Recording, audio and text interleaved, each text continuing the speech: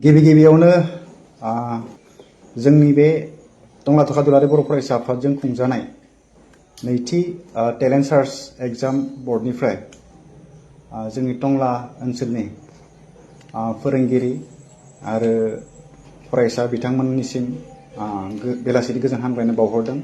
लोगोसे जोंनि बे ओनसोलनि गासै बर' समाज सिबियारि बिथांमोन आरो रायजो राजा बिथांमोननिसिमबो बेलासि समनि गोजोन हामलायनायखौ बावहरनाय जाबाय। थांनाय 6 अक्ट'बर खालाराव खुंजानाय देग्लायनि नैथि टेलेन्ट सार्च एग्जामनि रिजाल्टखौ जोङो नैबे समाव होनो आवगायदों टेलेन्ट सार्च एग्जाम बर्डनिफ्राय। आरो आंजों लोगोसे दङ एग्जाम बर्डनिनो एग्जाम कन्ट्रलार बिथां सुजन गयारि आरो लोगोसे जोंनि दखरा आफादनि टंला आन्चलिक एबसुनि मानगोनां भाइस प्रेसिडेन्ट अनारु बर' बिथाङा आंजों लोगोसे दङ। थांनाय 6 अक्ट'बराव जानाय टेलेन्ट सार्च एग्जामनि क्लास 4नि रिजाल्टआ नैबेयावहाय गाहायाव होनाय बायदियै दङ। क्लास 4आव फार्स्ट रेंकआव मोननो हादों घिउनाला एल पि स्कुलनि रोल नम्बरा 97, मुङा दिदोम बर'।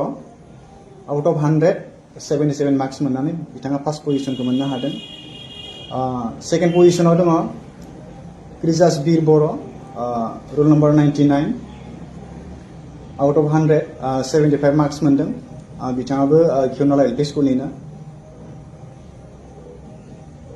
थार्ड पजिशनाव मोननो हादों दैजि दैमारि, बिथाङा बरिगाव एल पि स्कुलनि, रोल नम्बर 109, आरो बिथाङा मोननो हादों out of 174 marks.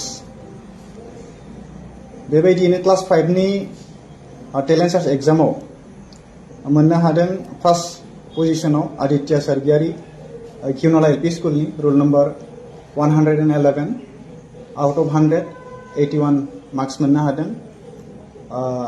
नासनसालि L P स्कुलनिफ्राय सेकेन्ड पजिशनाव मोननो हादों दिदोम सना बर', बिथांनि रोल नम्बरा 78 आरो मार्क्सआबो आउट अफ 178 सिकिउर खालामदों। आरो थार्ड पजिशनाव मोननो हादों ध्रुबजित बसुमतारी, घिउनाला एल पि स्कुलनिनो, रोल नम्बरा 110 आरो आउट अफ 177 मार्क्स बिथाङा मोननो हादों। बिथां गासै क्लास 4नि साथाम फार्स्ट सेकेन्ड आरो थार्ड पजिशन हल्डार आरो क्लास 5नि साथाम फार्स्ट सेकेन्ड आरो थार्ड पजिशन हल्डार बिथांमोननिसिम जोंनि टेलेन्ट सार्च एग्जाम बर्डनिफ्राय आरो टंला आन्चलिक कमिटि एबसुनिफ्राय रोजा रोजा साबायखर बावहरदों। आरो बिथांमोनजों लोगोसे जाय बिथांमोना फरायसाफोरा क्लास 4 आरो 5नि स्टुडेन्टफोरा एग्जामखौ देग्लाय लिरबाय, मोजाङै एटेम्प्ट खालामबाय हानायसिम, बिथांमोननिसिमबो जोङो साबायखर बावदों, कंग्रेचुलेसन हरदों। आरो जों आसा खालामदों नेक्स्ट इयार बिथांमोना बेटार रिजाल्ट खालामगोन। स' दिनै बे समाव जोङो रिजाल्टखौ डिक्लेयार होबाय। आरो बेयाव गासै क्लास 4आव 108 स्टुडेन्टआ एपियार खालामदोंमोन आरो क्लास 5आव 132 स्टुडेन्टआ एपियार खालामदोंमोन। बेनि गेजेराव